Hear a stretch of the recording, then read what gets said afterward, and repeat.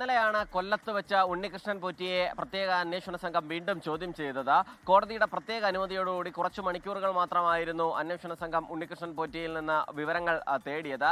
ചില വിവരങ്ങൾ പുതിയതായി ശേഖരിച്ച മൊഴികളുടെ അടിസ്ഥാനത്തിൽ ചില വിവരങ്ങൾ അന്വേഷണ സംഘത്തിന് അറിയേണ്ടതുണ്ടായിരുന്നു. അതുമായി ബന്ധപ്പെട്ട കാര്യങ്ങൾക്കാണ് ഉണ്ണികൃഷ്ണൻ പോറ്റിയെ കോടതിയുടെ പ്രത്യേക അനുമതിയോടുകൂടി ചോദ്യം ചെയ്തത്. അതിൽ നിന്നും ഡൽഹി യാത്രയെക്കുറിച്ചുള്ള കാര്യങ്ങൾ ഉൾപ്പെടെ ചില നിർണായക വിവരങ്ങൾ ഉൾപ്പെടെ ഉണ്ണികൃഷ്ണൻ പോറ്റി പങ്കുവച്ചു എന്നുള്ളതാണ് അന്വേഷണ സംഘം അറിയിക്കുന്നത്.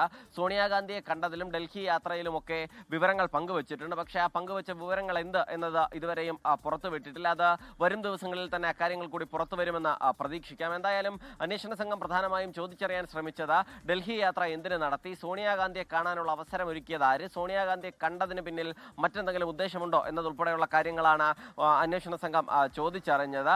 ഈ ഡൽഹി യാത്ര നടത്തിയത് ഈ കച്ചവടം ഉറപ്പിക്കാനാണോ എന്നതുൾപ്പെടെയുള്ള കാര്യങ്ങളും മറ്റാരെങ്കിലും കാണാൻ പോകുന്ന വഴിക്ക് സോണിയാഗാന്ധിയെ കൂടി ഒരു അപ്പോയിന്റ്മെന്റ് തരപ്പെടുത്തി കണ്ടതാണോ എന്നതും ചോദിക്കുന്നുണ്ട്. സോണിയാഗാന്ധിയെ കൂട്ടിക്കൊണ്ടുപോയത് അടൂർ പ്രകാശ് ആണോ, അതല്ലെങ്കിൽ ആ അപ്പോയിന്റ്മെന്റ് എടുത്തു നൽകിയത് അടൂർ പ്രകാശ് ആണോ എന്നതും അന്വേഷണ സംഘം ചോദിച്ചറിഞ്ഞിട്ടുണ്ട്.